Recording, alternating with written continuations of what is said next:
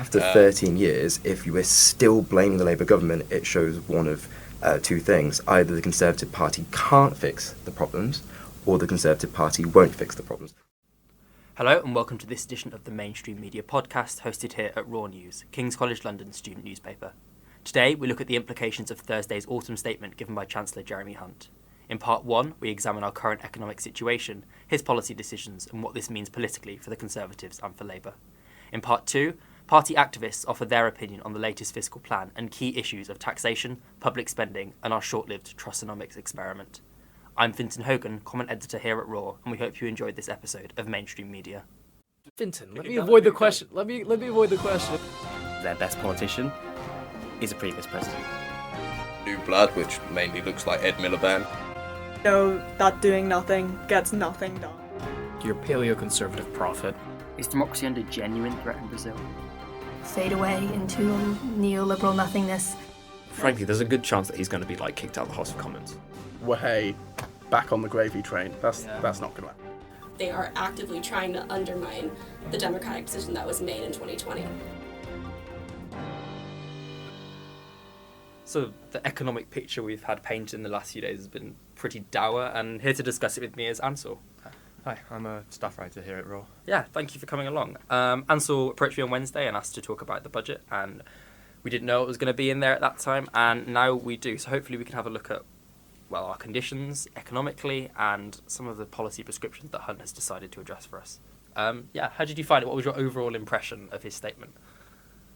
Well, I thought it was probably the largest possible U-turn that Hunt could have done from Trussonomics as a Conservative. Yeah.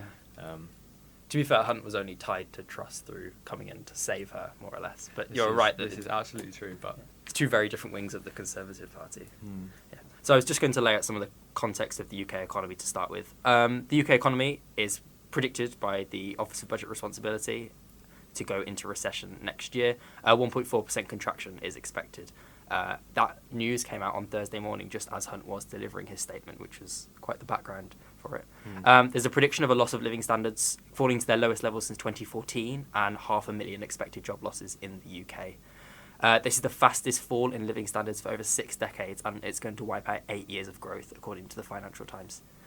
Hunt's message was about stability, growth and public services. Ansel, why these 3 messages, and how accurate is it that his policies help these things? Well, I'd say he definitely succeeded on the stability thing. Obviously, after Truss, the markets pretty much went into free fall for a little bit. Hunt came in and he did manage to stabilise things, and this budget very much continues that. The markets didn't move very much at all in response to it. Why do you think they're still emphasising growth, though? That's a good point. I mean, obviously, the issue is that if you're running at a deficit and your debt's going up, then you need to have some sort of growth, that you can't just keep raising taxes in order to try and pay off this debt. So I think they're looking to growth as the solution to that fundamental. Let's see if it works. And public services, why do you think it's politically important for Jeremy Hunt to say that we're standing by public services? Well, I think if you're going to raise taxes, and if you're experiencing massive decreases in the standards of living, as you've mentioned, the OBR predicts it's going to be the worst on record, and I think you can't just begin to cut public services at the same time. Yeah. That said, they are going to be looking at trying to put in 30 billion worth of cuts, but those should be coming. The majority of those will be coming in more than 2 years from now. Yes, so, and we'll come on to that later. Public services, for me, I think it's really important for them they're basically drawing a line between themselves and Truss, but themselves and Osborne's policy of austerity. They do not want to be pegged with austerity again, because you do not want, for a one-spelling government for the Conservatives, even if it's 12 years, they do not want to be the ones who run through austerity twice. I think that's what's really, and as someone's pointed out, this is, Osborne was mostly cuts and then some tax rises. This is cuts and tax rises in pretty equal measure. So I think they're trying to avoid that label. And that's fair? Yeah, so Osborne was 80% cuts, 20% tax rises, and this is close to 50-50, about 55-45.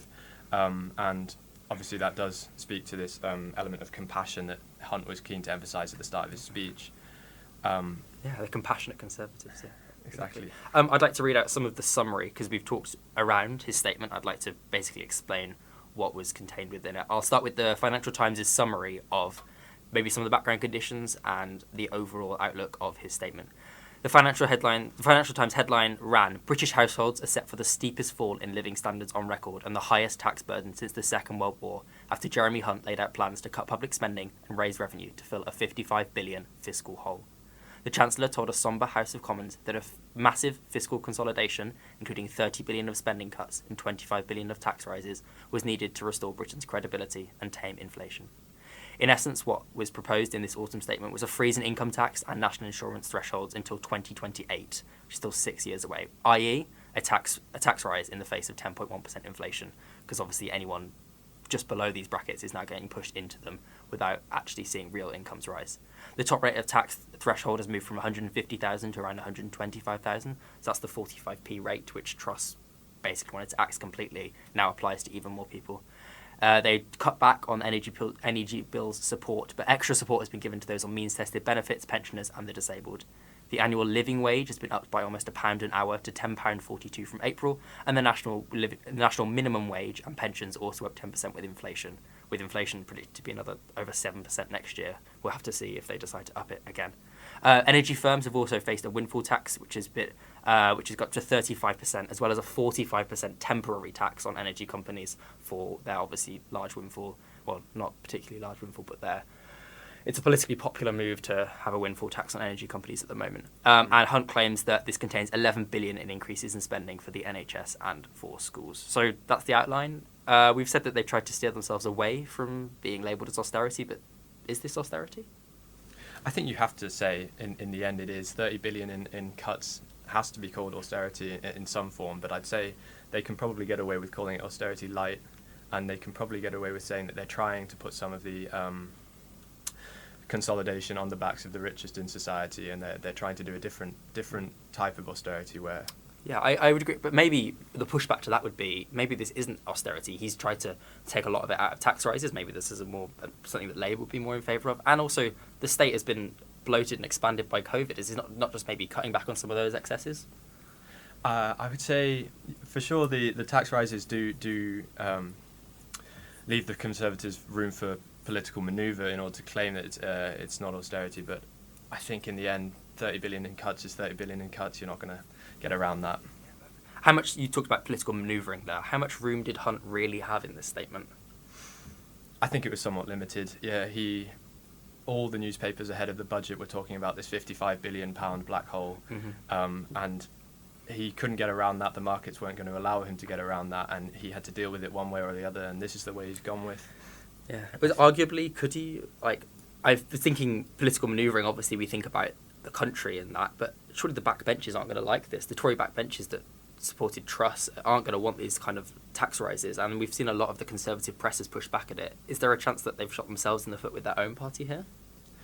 I think he was sort of stuck between a rock and a hard place. He either cut taxes and cut spending and just left himself open to massive attack from Labour, or he increased taxes and suffered from the backbenchers. But the fact that there's been so much disunity in the Conservative Party up until now, they can't afford to have any more chaos, and I think that might help him hold the whole party together. Yeah, I do. I think that what's come before might help him make some of the backbenchers kind of bite their tongues and swallow the pill. Is this a kind conservatism? Can we say that Jeremy Hunt is the face of kind conservatism now? It's hard to say, really, because the middle class really is being squeezed here, and as a proportion of their earnings, they are facing a larger tax rise than the top 5% of society. So it's hard to say that, but I think Jeremy Hunt has left himself room for manoeuvre to claim that with his increases in spending on education, with 2.3 billion a year, with his increases on social care and in the NHS, he can give himself room to manoeuvre. It's a fair argument, isn't it? He's increased funding for the NHS, he's increased funding for education, he's given extra support for those on benefits, those pensioners and the disabled, he's kept the triple lock. Is this kind conservatism, or is this a bit maybe politically wily to keep those people on side? It's a little bit politically wily. I mean, especially if you look at the spending commitments he's made have been in the next 2 years, and we've got 2 years to an election, and the majority of the cuts that he's promising to make are coming in 2025, just after that election. You can't look at that and not think there's some Is very this clever policy making there. Is this a Hail Mary for the Conservative Party? I don't think I could put it that strongly, but It is definitely true what you've said. A lot of the spending has come in the 2 years, and obviously the political cynics would say this is the 2 years up to an election, but I suppose the pushback on that would be this is when we need the spending now because we're heading into the recession. But is this really just some way to keep the voters on side? I don't think you could look at the budget and say that there wasn't a little bit of that calculation going on, but I think an argument can be made legitimately that there is a need to keep spending up and going during the coming recession, which the OBR says is going to last a minimum of 12 months. So. Yeah, fair enough. Sorry, it makes sense. Maybe it's useful. It's politically and economically the right time to spend. Where do these economic problems come from? Is it Trussonomics? Is it Ukraine? Is it COVID? Or is it Brexit? Combination thereof. I'd say you can't look at the global picture and not admit that there's some role of Russia's invasion of Ukraine pushing up gas prices by I think it's 8 times over the last sort of 6 months. Mm-hmm. That you can't say that hasn't had an effect on broader supply chains. COVID obviously caused a load of issues with global supply chains, which is pushing up prices. And largely the debt, of course, was hugely inflated by COVID. And that too, exactly. But you can't look at the UK economy and compare it to Europe, US, the rest of the world, and not say that we're doing a lot worse. I mean, earlier this week, our stocks, UK stocks, were surpassed by France, and that's not that was a trend that's been occurring for years now. So Brexit still is damaging the UK economy? Most people, I think it is, honestly. You can't kind of cut off your major trading partner and not at least have some initial damage. I'm sure Conservatives and pro-Brexiteers would claim that they need to shift away to working with different trading partners to different arrangements. But I think the form of Brexit that we have now absolutely has to be said to have caused the economy some damage. Yeah, that's very interesting. How does this change the political fate of the two parties? We talked a little bit about the Conservatives and the upcoming election in 2024. Does this make it harder for Labour to manoeuvre on the run-up? Yeah, I think what the Conservatives have fairly successfully found a sort of middle ground of both tax cuts and some spending that Labour can't criticise too much without being accused of sort of being fiscally reckless. And I think that's the line that the Conservatives are going to take to defend themselves. And I'm trying to work out where Labour are going to go and try and... They're not going to want to bring... We've talked about maybe Brexit is leaving some underlying issues, but Labour aren't going to want to bring Brexit back into the conversation, are they? No, they absolutely can't. They need the red wall voters, and if they're going to in any way start to criticise Brexit, they come under fire in those seats. So if they can't criticise Brexit and they can't criticise the budget, where does this leave them? Well, it leaves them basically trying to criticise Truss, trying to criticise the instability of Conservative government, and they're going to try and paint a picture of 12, they keep saying 12 years of Tory rule, and what they're going to try and do is create this image of a long extended period of Conservative rule that's produced real terms fall in living standard, and just hammer that message as much as they can and say that we're just the party of competency, we're going to actually deliver. Will it work? I think with projected like 7% decrease in standard of living for people, I don't see any way that it doesn't work. Yeah, I guess the question for me is if Sunak can successfully distance himself from what's come before, and Hunt can successfully distance himself, but it's a pretty difficult political task facing the Conservatives. It's just very hard to separate the present economic narrative from the people in power at the time. The Labour had it in 2008. They could claim that the financial crisis was a global crisis led in the US, but when people start to see a real terms hit, that's it. They don't care, who caused it. They just want to see change. I'm going to ask the two partisans later if this is a real political U-turn, but is this the equivalent of, in 1992 we have what was called Black Wednesday, when the major government was hit by a huge economic shock, and they never recovered from it. Despite relatively strong growth in the 5 years after that, they never recovered from it. The Conservatives have 2 years, which is expected to be mostly in recession. Yeah. If Major couldn't come back in 5 years of growth, do the Conservatives have any chance at all? I don't see a way back, to be honest. I think the hard economic facts are just going to hit them, and they won't stop hitting. Thank you, Ansel. We'll keep you on later for the two partisans as our as our fact checker. But yeah, thank you very much for your opinion and for running us through the statement yesterday. Thank you.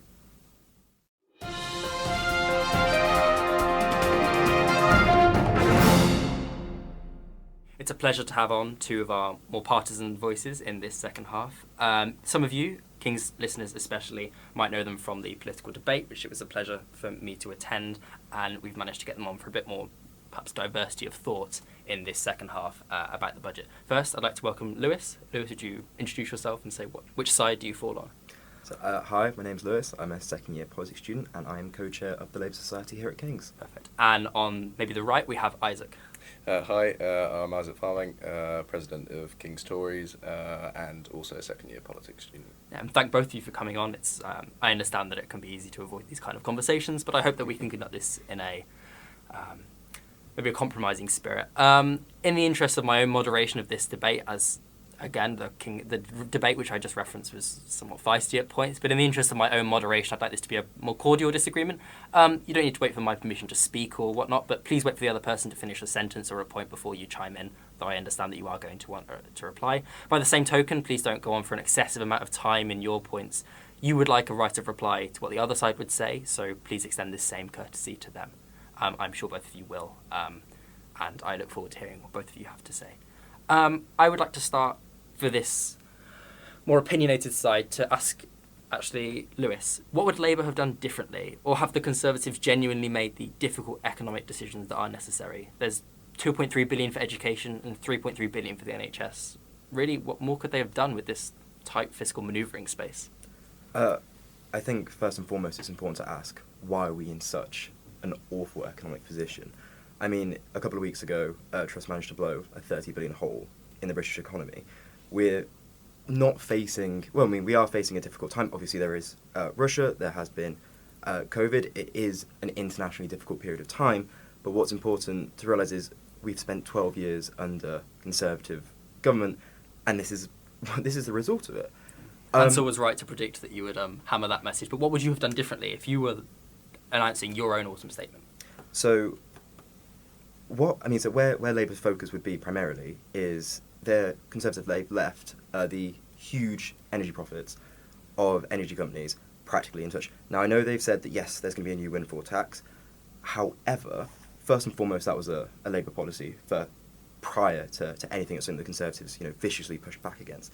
And the issue with their taxation of energy companies is when they're giving 90p of tax allowance for every pound that these energy companies are reinvesting into themselves, there are billions of pounds that are being left untouched that could be spent on public services. £3.3 billion for the NHS isn't going to touch the edge of the £7 billion hole in funding that it's going to need this year. It's just not enough. £43 billion worth of effective public service cuts when you consider inflation. It's just not good enough. Where would you have got this money from? Said ending non-dom status. That's non. Would you explain quickly what that is? Essentially, it means that you can have citizens living in the UK who register their income as abroad. They effectively are British citizens in everything but name, but pay and tax status. a token amount of tax to the British government. We'd end that. We'd make sure that energy companies pay their fair share. I would personally like to see a wealth tax. I know that, again, there's been an increase on the top earners from £150,000 paying 45% now down to earners earning £125,000 now being taxed at the same tax rate, but it's just not good enough. It's a budget that's going to disproportionately affect the working class and the middle class more than it is the 1%. So Rachel Reeves, your shadow chancellor, has said that every mortgage they raise, every cut they make, every tax they hike, the Conservatives are costing you. In part, maybe this is, especially the mortgage point, is a reflection of Liz Truss's unpopularity with the markets, but maybe every tax they hike, isn't this just unfair? Surely Labour would do a very similar thing. Labour would make sure that the tax burden falls on those who can afford it. So that's not just the middle class. It's essentially definitely not the working class. It'd be those who can afford to pay. And that this Conservative budget, again, it's placed the burden on people who don't have the money to spare. Again, after 12 years of Tory government, after energy bills that have skyrocketed, it's just not good enough. Okay. And is this situation the Conservatives' fault, this economic situation we're in, or have they just been landed with a bad roll of the dice? I mean, it's who else are you going to blame? Again, Well, for example, the OBR said that the most important economic development since its last forecast has been the deepening of the European energy crisis precipitated by the Russian invasion of Ukraine. This is an international crisis, not a domestic one. so yeah, absolutely. The Russia-Ukraine war has caused problems, as had COVID. But said we are the only. It said Eurozone have grown 2.1% since their economy has grown 2.1% compared to their 2019 status. America said 4.2% since their 2019 position. Our GDP is 0.7% smaller now than it was prior to 2019. Why? Why? Why have the other countries outperformed the UK? I mean, it's a really dirty word, but Brexit. Brexit has absolutely been interested. It wiped 4% off our GDP. The combination of Brexit, said losing out with our biggest trading partner, again, poor Tory mismanagement, and again, a series of ineffective leaders and chancellors who just don't know what they're doing. Okay, thank you for that. I'm going to ask a few questions to Isaac now, and then after he's answered these, we're going to have ones which are posed more directly to both of you. I'm sure you have some comeback for both of you on the independent points. Isaac, we now have borrowing at around 7% of GDP this year, 177 billion budget deficit, a tax burden of 36%, a 70-year high, and now a new tranche of windfall taxes and effective tax rate rises, sometimes called stealth taxes. How conservative are the Conservatives, and why is this not just a Labour manifesto? I think, first of all, is recognising that government and the Conservatives find themselves in government more than the Labour Party. So this gives the Labour Party the luxury of being able to criticise everything without really outlining their coherent vision and not having to look at the figures, open the books and see what needs to be done.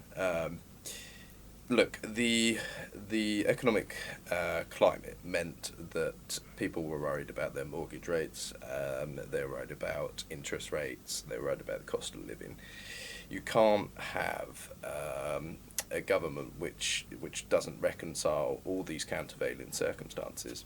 So a Conservative government believes in fiscal management, in sound management of what the state is doing, and so on that sense, there's an argument that it is a Conservative budget. Also, in terms of the efficiency and savings review, which the Chancellor announced, which is going to be ensuring that taxpayers get value for money. Mm-hmm. On another, maybe you think it's a Conservative budget, but the Conservative press doesn't seem to think so. No, and what I've outlined is basically the angel or the devil on one shoulder of mine. I personally find it somewhat challenging to describe this as a wholly Conservative budget. The size of the state now is almost half of GDP. It's not quite, it's about 47.2%. That's using total managed expenditure. And yet the main, thrust of this is coming from tax cuts, and the proportion which will come from tax rises, which will come from tax rises is only going to get more as we get fiscal drag. Inflation's at 10%, earnings growth's not far behind, and we've frozen thresholds. So I'm not sure how necessarily conservative that is. Yeah. This is when you've got a state which is basically half of everything which is being produced in the economy for what are relatively poor outcomes in the public services if you compare it to other similar sized countries. I don't think there's anything in saying that we're taking the tough decisions and then taking more money from other people which they've earned. I mean, it's not as if they don't have a right to this money. But Labour's fingerprints aren't on any of this. They are right in the sense that you have been in power for 12 years. Yeah. I understand your reservations about the size of the public sector and the like, but the public sector has been under 5 different Conservative prime ministers? Yeah, absolutely. I mean, it's important to remember, and this links back to all this talk about cuts. I mean, even in the Osborne years, public expenditure didn't fall as a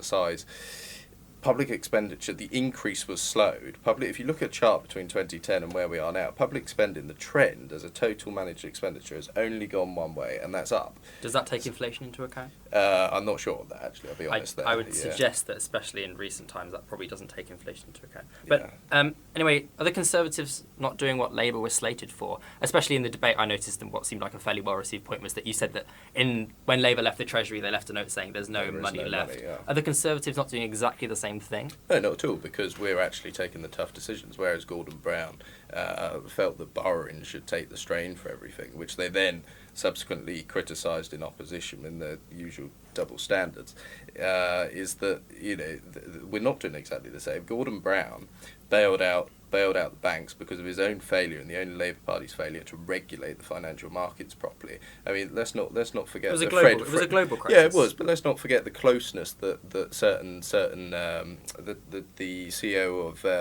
RBS, Fred Goodwin, was very close to Tony Blair and Gordon Brown. I mean, donations were flowing straight into Labour Party HQ, and surprise, surprise, the Labour government didn't take much interest in financial market regulation. But that's besides the point. The point is that Gordon Brown bailed out the banks, and then for the free 2 years that he was left in office, did nothing to reduce the size of the state, kept public spending high, and hiked taxes. That's not what we're doing. We're taking a balanced approach. So I understand to reduce the deficit. I understand that you've said that this is a balanced approach. This is a balanced approach on a 6-year plan. The first 2 years aren't a balanced approach, are they? No, and I think the approach that the government has taken is that the economy is clearly in a very difficult place.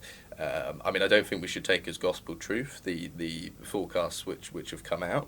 Let's not forget the OBR were wrong in 2012 when they said we were in a recession in 2012. They subsequently resigned. We weren't. We had something like 1% growth. I think it can be damaging to slate these institutions, but I do think that I don't think it's I would push back slightly on that, but I don't know the details of that. But it's fair to say that 2 years before an election in 2010, there was a big global crisis, and I'm sure that Brown would have had a plan which would say, over the next 6 to 10 years, how we'll do this. Now, we've had a big global crisis. There's 2 years left to a general election, which any betting man would put money on the Conservatives losing. Your plan is to spend until that point and then, hypothetically, to tax it again after that. Yeah, and of course, there will be a political element of that. I'm not going to pretend that. I mean, that this is real-world politics, and there will be an element of that. But also the fact that there is a rational element to this, and that the economy may well be going into a recession, may well already be in a recession, and according to the economic theory which the government has subscribed to, and I think that some Conservatives are an issue with this line of thought, is that, but the view the government has taken is that by cutting public expenditure now, you wouldn't actually be doing the economy any good, and you could actually deepen the recession. Now, I take issue with that, and I think a number of other Conservatives would. But it's important to remember that even after the cuts, which we may think are a bit academic post the election in 2024 or January 2025 perhaps, is that there's still going to be a 1% increase. That's what is capped. So these cuts are simply the fact that the departments are going to have to stay within the limits as defined in the spending review of 21-22. And so what this means is, yes, there will be, if inflation stays, there will be real terms cuts, but there's still more going into public services and the size of the state. And also, it's important to remember, I just want to pick up the point about Brexit, that this is somehow, because the UK lags behind on economic growth, that this is somehow the result of Brexit. That's absolutely not true. In economic circles, it's called the productivity puzzle. Why has the UK economy not recovered to pre-2008 levels when everyone else has? And there's a number of issues to that, and I actually think that the Liz Truss government grasped some of that in making it easier to invest in infrastructure and to build, and in cutting the size of the state and liberalising the economy. Mm-hmm. Okay, but may I just quickly? You've asked for Hunter's asked for Singaporean efficiency in the NHS, and to do that, he's brought in Patricia Hewitt, an ex-Labour member. Surely, if your own Chancellor is facing an economic issue, brings in a Labour advisor, isn't this not a concession that they really don't know what they're doing compared to the last? I don't think so at all. I mean, if you look at, to give you another parallel, if you look at the Northern Ireland Protocol, I mean, who is the prime advisor on the government on this? No other than Sir Tony Blair. So I think it makes sense to consult widely. I mean, the Chancellor's taken a view. And if the Labour government made inroads into NHS efficiency, then perhaps there is a lesson to be learned there. I mean, there's, we shouldn't pretend that politics is all a blood sport. Occasionally. But if it's basically become a battle for the centre ground, as we've seen a move from Corbyn to Starmer and now from Truss to Sunak. What does the Tory party really believe? And in your opinion, would Trussonomics have been better?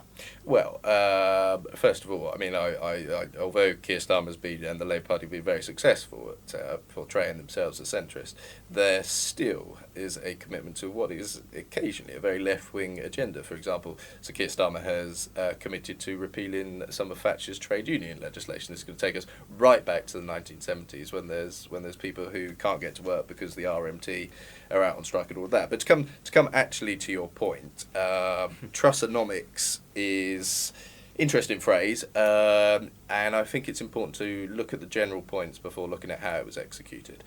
A lower tax burden, a freer economy makes sense, and but not to your current chancellor. No, not to the current chancellor, because of the way Trussonomics was executed, he then had to react against that. The problem with Trussonomics is that Liz Truss didn't appear to have... In many ways, she was overly courageous in that she went too far, too fast.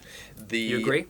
I think so, yeah. And the other way is that she was under courageous in making borrowing take the slack rather than those tough decisions on public expenditure. So there was a fundamental paradox in Trussonomics where it wanted in many ways, it was still Johnson cakeism. They wanted a lower tax burden, but they wanted the state to say the same, and that was never going to be reconcilable. And basic errors of not including OBR forecast and all the rest of it.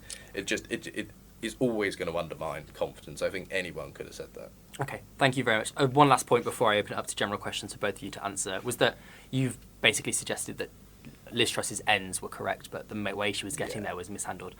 Not your own MPs don't tend to agree. So I have, and this is a slight plug for Raw articles, I had the pleasure to interview 3 Conservative MPs, and all 3 of them to some extent said that Truss's ends were wrong as well. So the most poignant to me was Gary Streeter, who said, I watched it with growing incredulity. I just couldn't believe what I was hearing because to me it was like sixth form politics. Maybe you have these brilliant academic ideas, but hang on a minute, this is the real world. Excuse me, this is the real world. So in the midst of global inflation, in which the Bank of England is desperately trying to increase interest rates to reduce demand, at the same time we're just cutting taxes to increase demand. Well, how does that work? It was just nonsense. I felt the whole thing was ridiculous, and I was very angry about it. Your own MPs? Yeah, well, I mean that's a fairly wet analysis on any basis. I mean, there's a number of stuff there. All this focus on demand, tax burden was all about supply side. That's classic showing. I don't, I've got an awful lot of respect, but there's classic. The Tory party is almost too wide now, and there's people who could sit very neatly in a more a slightly orange but liberal party. Would a period of opposition help you bring together this blue Tories? I think it probably would. I mean, whether I should say that so openly, I don't know. But I mean, clearly, it's very easy to wish power away, and it's not so easy to win it back. But on the other hand, there is an argument. What's the point of being in government if we're not sure what we're about? And I think for the parliamentary party, there's certainly a disconnect between the wings, and that's concerning. And the country, it's not good for the country. It's not good for the party. I guess some years in opposition might not be that long away. Might help solve that. Now, thank you very much, both of you. I've grilled both of you independently, but now together. Is the 45p top tax rate good or bad for the country? So this is something that Liz Truss promised to scrap and has now been expanded from those earning 125,000 rather than before it was over 150,000. I think the top rate of tax under Blair and Brown was 40p rather than 45p. What's both of your stances on the 45p tax rate? I don't mind who goes first. Well, the party is obviously committed to having the 45p tax rate for the highest earners. Said again, the Labour Party's policy has always been those who can pay should pay. Again, it's all about distributing the tax burden in a fair manner. Said personally, I actually think it should be simultaneously increased and decreased. I think there should definitely be some more layers to it. So I think that there's a huge difference in earning £150,000 a year and earning 400, 500 or a million. I think it's So even more progressively steep. hugely so. I think that the issue with the way that we handle our taxation system is that, again, you can go from nothing and earn, a very, very good job as a consultant or, a relatively sort of small to medium business owner and be raking in, 100, 200,000 pounds a year. That's reasonable. To then be taxed as somebody who is raking in, several millions of pounds, it doesn't seem right to me, personally. But just very, very quickly, just to mention something that Isaac said about, constantly refers, and he did this in the debate as well, the fact that, again, after almost 13 years ago, the Labour government, left the country in a bad economic state, supposedly no money in the Treasury. In 6 months' time, the Conservative Party would have been in power for as long as Labour was.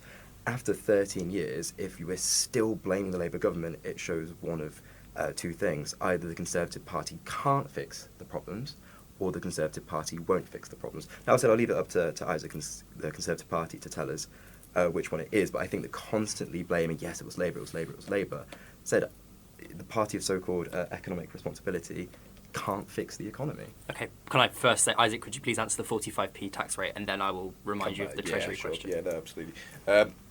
Okay, so 45p rate.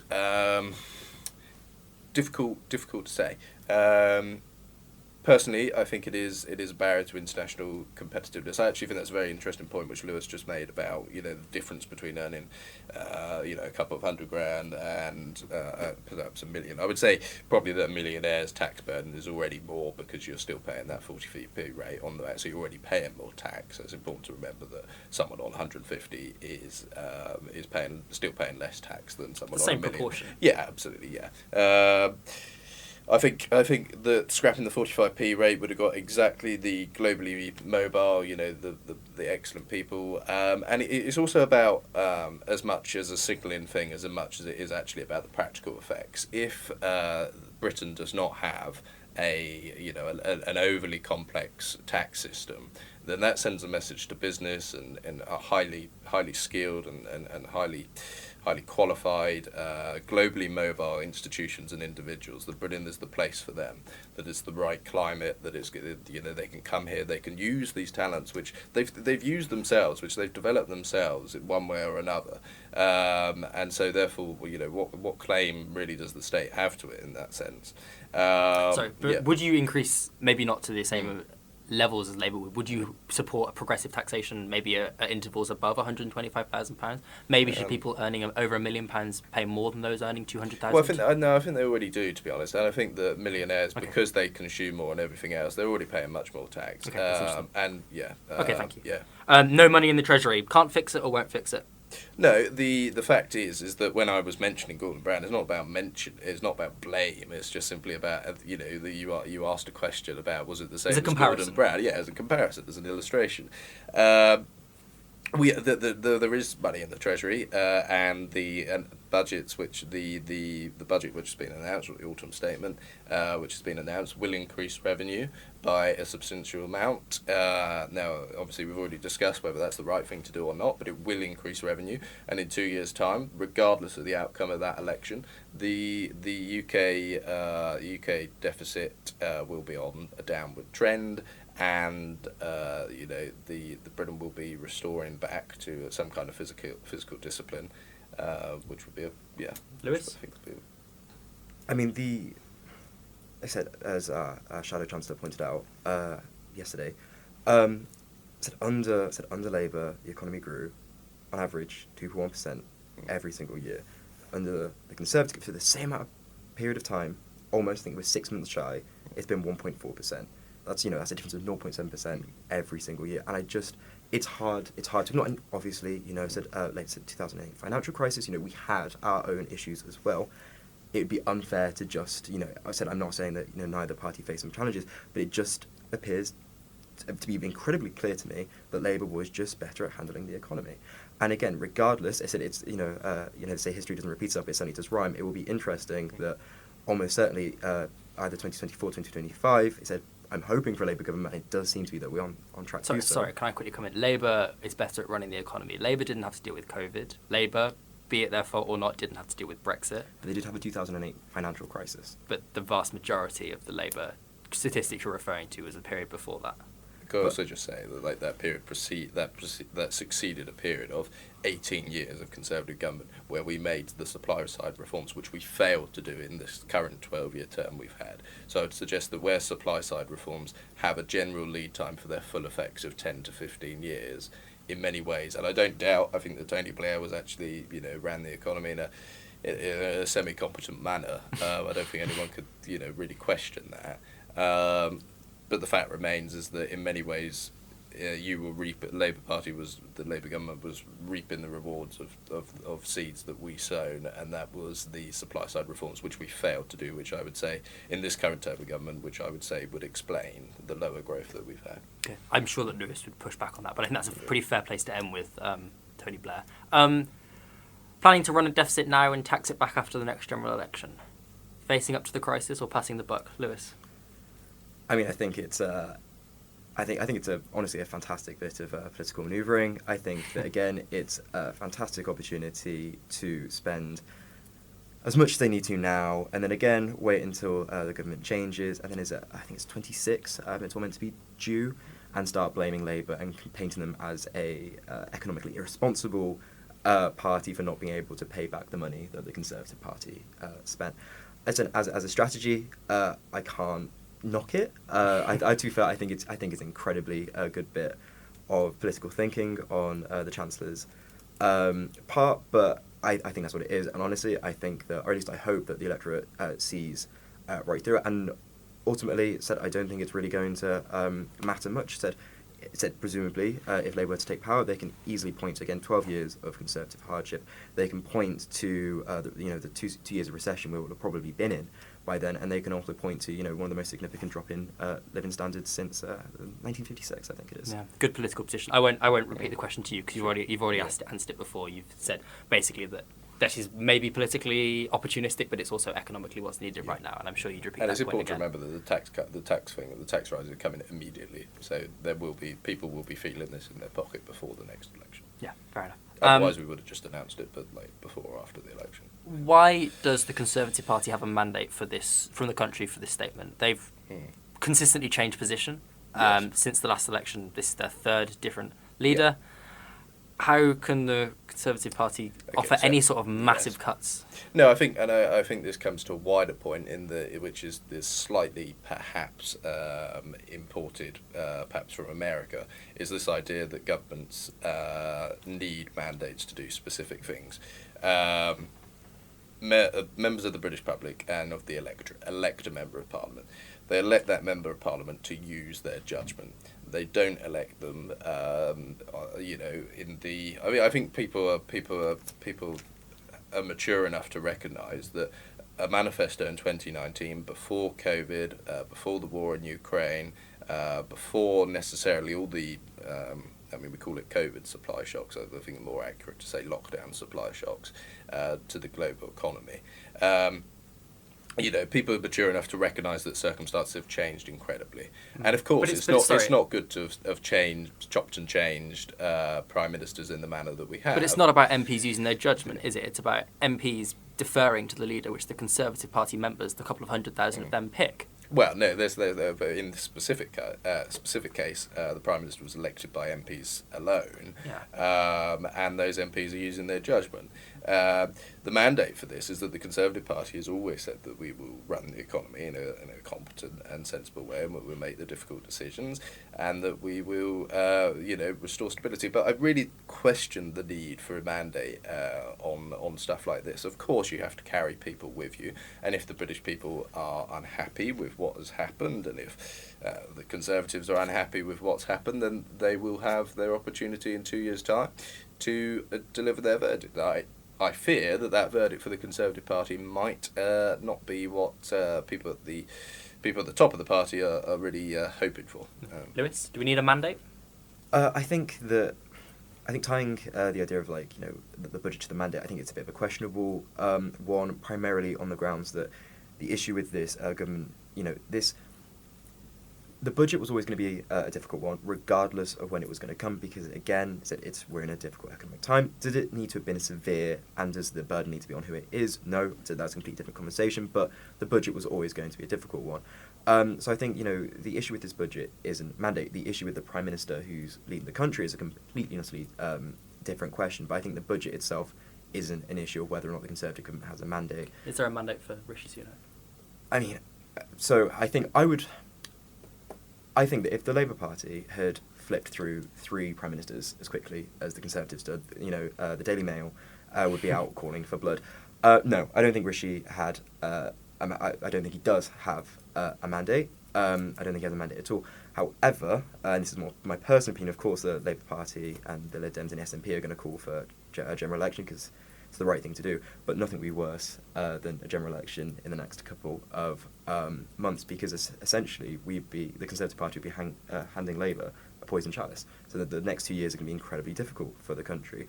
Whilst the right thing to do would be have a general election, politically thinking, at least strategy-wise, the best thing would be to allow the next 2 years of Conservative mismanagement to play out, and then for Labour to. Well, so you want power, but you're not really ready for it, are you? Well, I think the Labour government would do a much better job at handling the economy. But I also know that we are always up against a very, very volatile and aggressive press. I know obviously that's always totes around the right wing media, but not here at Raw. We're very. But I said equally, I think it's also important that the Conservative Party should be tied to their failings. It's a sort of a. I'm very split on this because obviously, I would much rather people in this country do better, are better off, are well off, and I don't want to see people suffer this winter, which they are going to do under this Conservative government.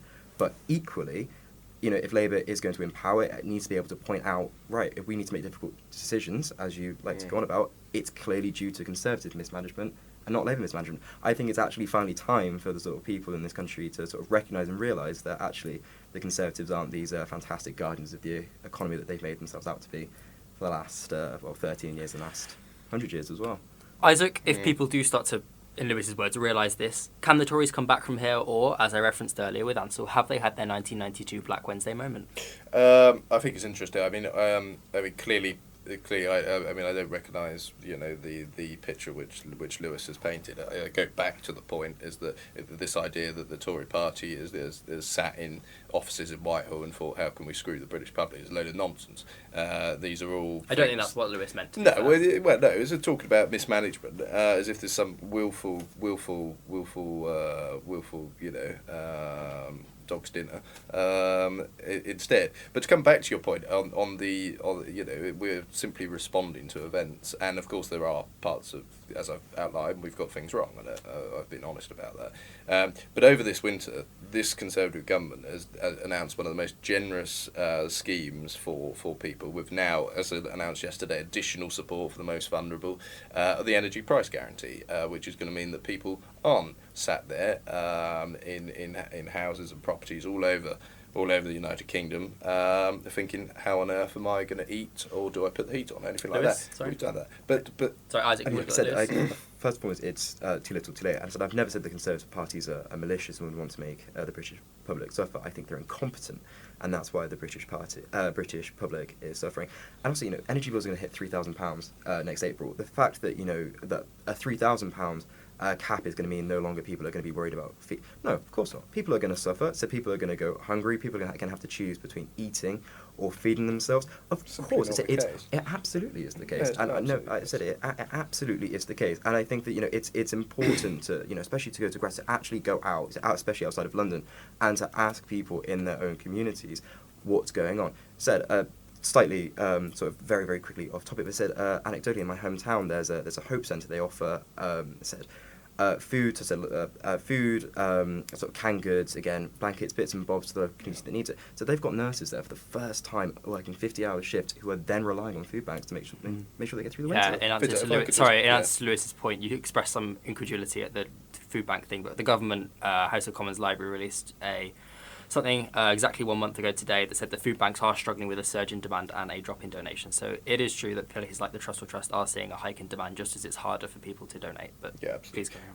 Yeah, but to come back to your original question about is there a way back for this, I think absolutely. I think the fact that it remains that the Labour Party, where you have a still, I mean, I give them credit. They've been very, very good at keeping it under wraps. But let's not forget that we've got a Labour leader and a Labour deputy leader who are both tearing in completely different directions. We've also got a Labour leader who continues to be quite unpopular with the British public. As much personality as a box of cornflakes.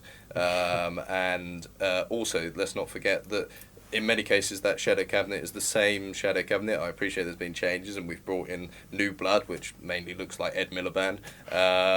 So you question how new. But you've also got a shadow cabinet which was under one of the most left-wing programmes in 2017 and 2019 respectively, which rivals even Michael Foot's left-wing programme. And as I come back to the point, that their agenda, apart from being hardly defined at all, I mean, they're completely talking about total abstraction and generalisation and platitudes and a fairer country and all the rest of it. I mean, they're all slogans. There's not much substance in the Labour Party policy agenda, if there even is one. But what there is still continues to be very, very left wing, and I think that people will look at the tax burden and look at what Sir Keir Starmer was saying back in 2019 and 17, and what a lot of his ministers were saying, and a lot of what their members of Parliament were saying. And they will reflect on the fact that Labour Party is still very much a risk to put them back into government. Lewis? Yeah. I mean, I don't think that the electorate in this country recognises the windfall tax, again, that this Conservative government has adopted, as a very left-wing. I actually thought it is true that Labour were advocating this long before the Conservatives brought it in. So a question on the windfall tax is, if you believe that you should take the profits of someone else, some of the profits, surely you should then, when they make a loss, is the government going to be bailing them out? I realise that I cut Lewis off, so let's let him get back actually, on. What the government is saying is that what the Labour Party is saying the government has adopted in a very poor diluted form is that these energy companies, which are making huge profits, unprecedented profits, should pay more on tax this year when, again, you have huge parts of the population struggling. But why? It's relatively clear. So first and foremost, this is not just a normal period in time. Again, we're faced with the first serious major conflict on European soil in since World War II. Why should these energy companies, who you have I can't remember if it was the president or the CEO, saying actually taxes, we don't need this much.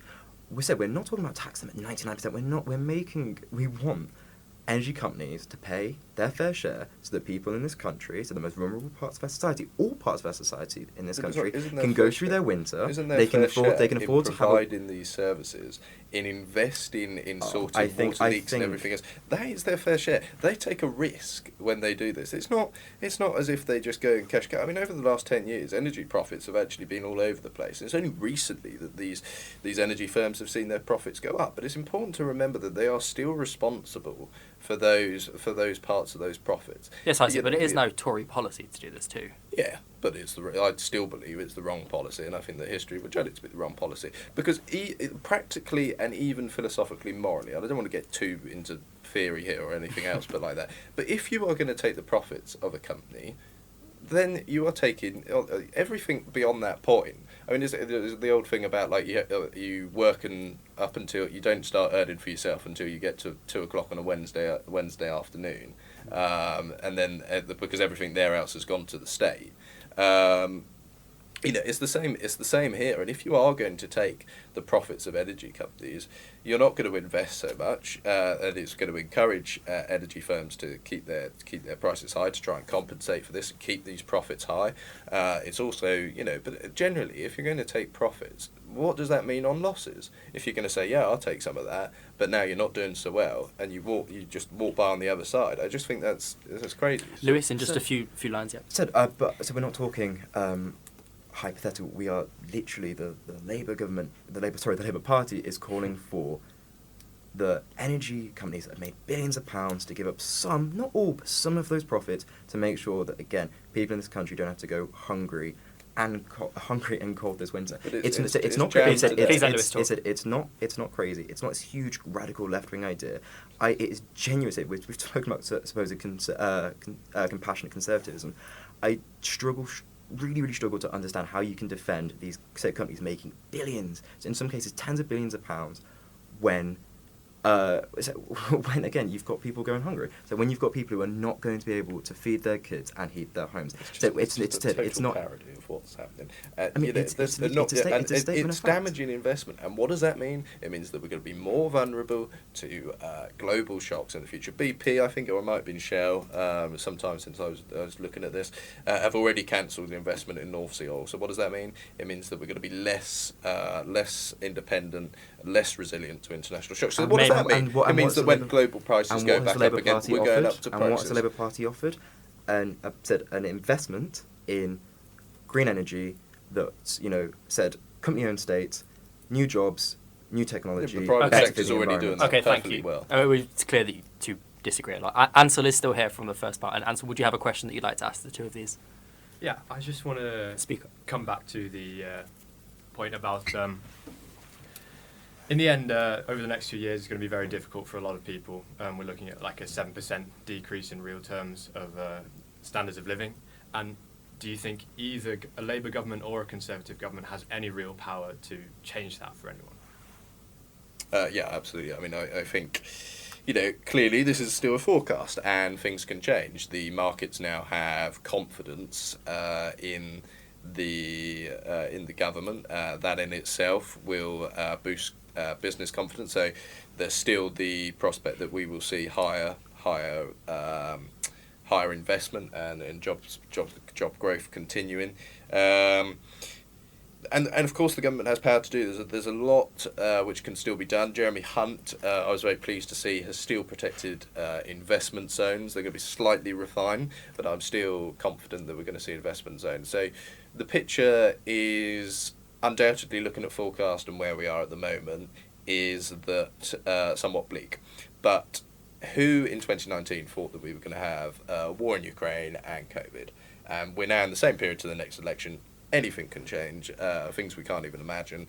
And I think in that sense that there is the power to change things. And I think the question is how that is used and the extent to which... I mean, there will always be global headwinds in that, just slightly windy phrase.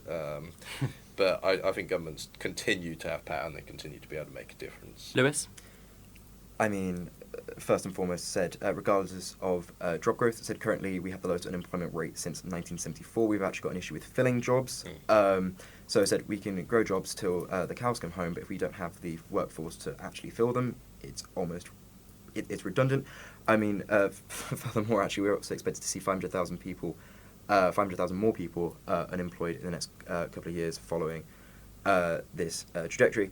I mean, I think it's relatively clear, and it has been clear from the beginning, that a Labour government would focus on giving help to those who actually need it. Yes, I said I'm not going to say that we would be able to fix a recession with a sort of wave of a wand or a shake of the so-called magic money tree, but it has been very, very clear where our priorities lie. I said first and foremost, we actually recognise the real problem, so we're not going to sort of like bury our heads and pretend that, people aren't actually going to suffer this winter, like some people may in the Conservative Party and amidst other places as well. I said the Labour government would have said make sure that our NHS would have the money that it needs. It would make sure that if there are bills to be paid, that yes, there may well have been tax rises for the working class and middle class under a Labour budget. I'm not going to pretend like that would be an impossibility, but I'm certain that the people who would have paid the majority of the burden would have been those who can afford it.